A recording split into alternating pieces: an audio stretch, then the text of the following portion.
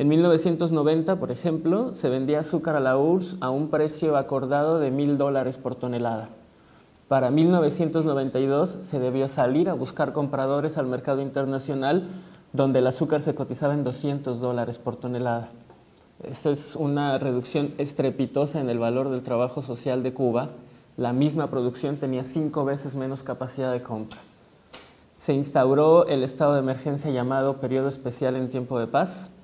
Las prioridades debieron modificarse y adaptarse, pero la línea general que se siguió desde el inicio de la crisis fue conservar el sistema y la ideología del socialismo. Decía Fidel Castro por esos tiempos: haremos lo que sea posible para salvar al socialismo, incluso lo que no nos guste.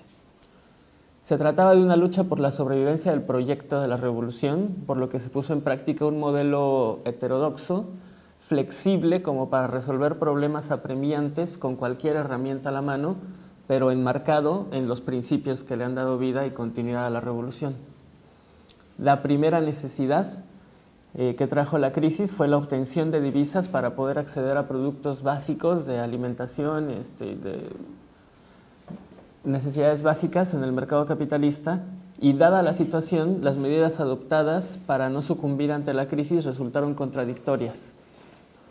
Ilustrativa de la estrategia económica es la Ley de Inversión Extranjera de 1995.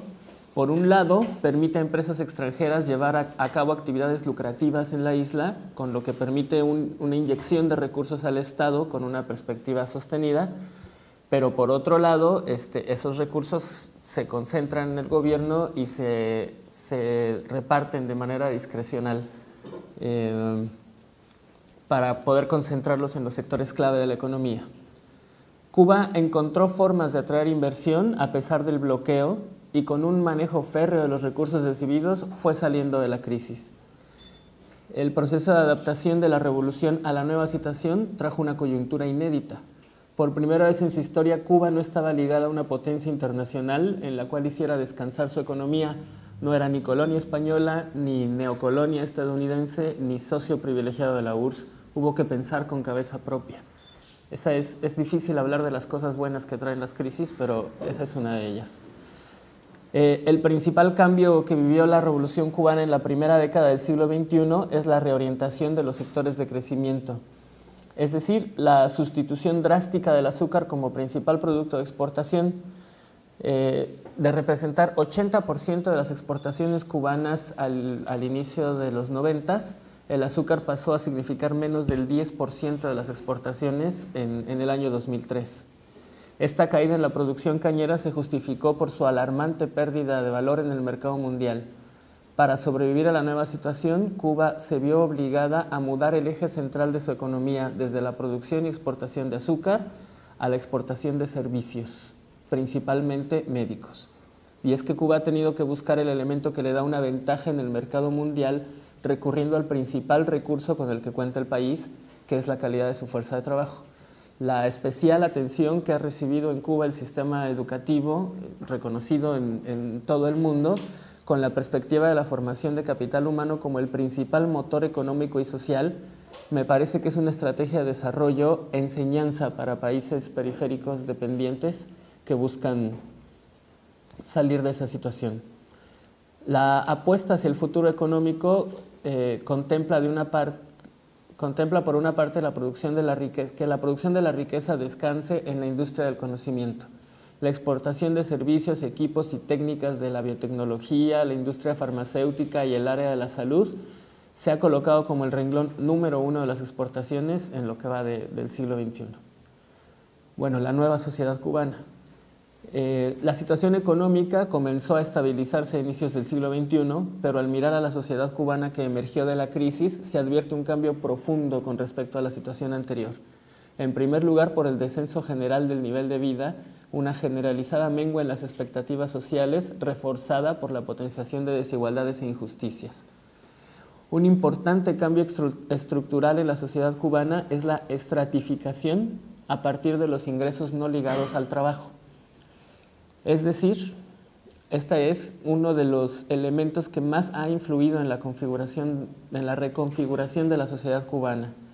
Siempre se trató de que el impacto de la crisis fuera lo más equitativo posible y por eso se procedió a esquemas de racionamiento más estrictos, pero a pesar de esos esfuerzos, la necesidad de recabar divisas obligó al gobierno, por ejemplo, a crear las tiendas de recuperación de divisas, que son ahorita como el símbolo de la desigualdad. Los precios en esas tiendas son regulados por el Estado, la transacción únicamente se hace en divisa, en moneda convertible, y eso abre un canal de captación para las remesas importante, pero a costa de crear un mecanismo que profundiza la desigualdad interna, porque solo los cubanos con acceso a moneda extranjera pueden acceder a esos productos y quienes se mantienen en el mercado interno con salarios en moneda nacional sufren de la carestía de esos productos. De hecho, los salarios del Estado en moneda nacional permanecieron estancados durante un tiempo, lo que aunado a la inflación provocada por la crisis representó la caída en su poder adquisitivo y colocó a quienes no tienen acceso a divisas en una situación de clara desventaja. El salario dejó de ser un estímulo para el trabajo y la alternativa para elevar el nivel de vida se volvió para la población cubana la búsqueda a ultranza de los ingresos en divisas. Esto modifica dramáticamente las prioridades, las expectativas e incluso los principios en el comportamiento de la sociedad. Aparece y se potencia rápidamente el mercado negro, la corrupción, el robo al Estado. Se presentan fenómenos como el caso de 70 ingenieros industriales que renuncian a su título para poder ser meseros en Varadero. La dualidad monetaria, en Cuba ahorita se manejan las dos monedas, CUC y CUP. La dualidad monetaria es la expresión máxima de las desigualdades que se crearon a partir de la crisis. La segmentación social que sufrió Cuba denigra el valor del trabajo, pues establece una relación inversa entre la retribución social y los ingresos individuales. Paradójicamente, los trabajos con más prestigio, médicos, maestros, son los peores pagados en este momento porque son pagados en moneda nacional. Bueno, dentro de esta reconfiguración, la aparición de lo privado. La situación previa de estatización total del aparato económico cubano resultó insostenible durante la crisis y, aunque fuera un resultado de una necesidad imperiosa, la descentralización de la economía cubana y la apertura de espacios de mercado hoy se discuten como componentes integrales del socialismo, no como males necesarios y temporales. La reorientación económica trajo consigo la aparición de nuevos actores que conviven con los anteriores. El sector emergente del siglo XXI se ubica a partir de la diversificación de la propiedad desde el sector estatal hacia el sector cooperativo y productores privados, que les dicen trabajadores por cuenta propia en Cuba. Aunque el Estado sigue regulando las relaciones de esos actores mediante la planificación y la redistribución. El trabajo por cuenta propia es la principal apuesta de la economía cubana para recuperar su productividad. Hoy se contabilizan más de 430,000 trabajadores por cuenta propia, están por llegar al 500,000. Sin embargo, es un sector aún inestable, cuyo desarrollo está sujeto a distintas variables, sobre todo a los controles del Estado. Los nuevos cuentapropistas no se encuentran fuera de la esfera estatal o cooperativa y atienden demandas acumuladas de la población. Se basan en la autogestión a partir de capacidades individuales y tienen un vínculo directo con la pequeña producción. Eso los hace muy dinámicos. En esta actividad se involucra un sector muy heterogéneo de la población y atiende a otro también muy heterogéneo. Por ejemplo, hay profesionales, trabajadores activos, discapacitados, amas de casa, jubilados y trabajadores desvinculados de centros de trabajo. Más de la mitad de los trabajadores por cuenta propia se integran en esta actividad buscando un complemento al ingreso que resulta insuficiente, al ingreso del salario estatal.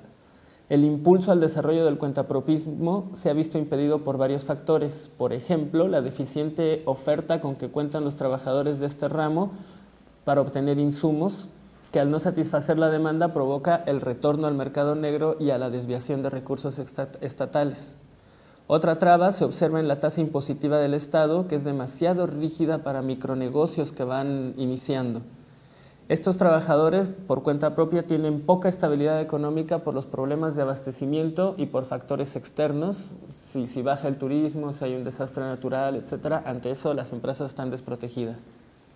resultan un sector vulnerable en comparación con los trabajadores estatales a pesar de tener ingresos más altos. Es un trabajo de tiempo completo, al ser los mismos trabajadores los que deben producir y vender mercancías o servicios, no tienen contrato laboral ni representación sindical, no obtienen salario base, no cuentan con prestaciones laborales como vacaciones, jubilación. Sin embargo, hoy el trabajo por cuenta propia goza de un prestigio que nunca antes había tenido dentro de la revolución. Es visto como una alternativa al ineficiente sistema de estatización absoluta y como vía legítima de crecimiento individual. Este es, me parece, el punto de discusión en este momento. Del mismo modo que el trabajo privado surge como necesidad y después se discute como parte del proyecto socialista, la diversificación de la propiedad despierta acaloradas discusiones. El 26 de julio de 2007, en el discurso del 26 de julio, Raúl Castro afirmó que no solo la propiedad estatal es compatible con el socialismo y que hay que buscar otras formas de propiedad que busquen mayor productividad. Ahí se abre un debate que rompe con la línea que ha seguido Cuba, muy controlada en este momento, con muchas regulaciones, pero que ya existe en la vida del socialismo. Bien, el otro elemento que emerge como alternativa a la propiedad estatal son las cooperativas, que recientemente han tenido un impulso importante, pues se les permite formarse en transporte, gastronomía, pesca, servicios de construcción, aunque todo el tiempo han estado presentes en la agricultura, minoritariamente, pero han estado presentes. La cooperativa es una forma de propiedad colectiva o social en la que todos sus miembros deciden sobre la producción y la distribución, es decir, se organiza a partir de la autogestión. Su eficiencia productiva la convierte en una candidata a ser considerada como parte del sistema de relaciones económicas del socialismo cubano. Las cooperativas, que al presentarse como propiedad social son compatibles con el socialismo, registran diversas ventajas sobre la propiedad estatal, en particular en lo que se refiere al sentido de pertenencia del trabajador sobre los medios de producción. A veces cuando el trabajador es parte de la empresa estatal, aunque le digan que la empresa es suya, no la siente suya porque no participa de ella. En la cooperativa sí, mucho más. Se presentan de este modo como una más de las herramientas del socialismo para avanzar en la difícil tarea de hacer realidad la propiedad social en Cuba. Sin embargo, esta propuesta también presenta varios puntos de conflicto. La mirada de la cooperativa responde a las necesidades de una unidad productiva, pero no necesariamente de todo el sistema económico. ¿Cómo se distribuye lo producido por todos los miembros de la sociedad entre todos los miembros de la sociedad? Parece estar fuera del rango de respuestas que la cooperativa ofrece ante las dificultades de la construcción socialista. El espacio de realización al que han recurrido las cooperativas del campo es el mercado libre campesino, donde no hay más control que el de las leyes del mercado, y lo cual rápidamente desarrolla fenómenos de corrupción, especulación, intermediarismo, etc. La discusión acerca de los nuevos modos de propiedad y producción en Cuba se realiza en general con mucha cautela, aunque en el discurso parece superada la posición estatista, esta sigue actuando y sigue ejerciendo resistencia. No existen voces que abiertamente defiendan una vuelta al sistema capitalista, sin embargo, existen posiciones que pugnan por la liberación de controles económicos y la creación de condiciones que permitan el desarrollo del trabajo privado. En el abanico de posiciones sobre el futuro económico de Cuba, parece asentarse la idea del respeto a la propiedad estatal sobre los medios de producción fundamentales, el impulso de las cooperativas y la liberación de trabas que frenan el desarrollo del trabajo privado, con la idea de buscar una economía más dinámica y descentrada. 2 minutos. Bueno, termino entonces. Contra esa, existen pilares sociales y culturales que clarifican ante la población el contenido del socialismo y lo definen en contraposición al capitalismo.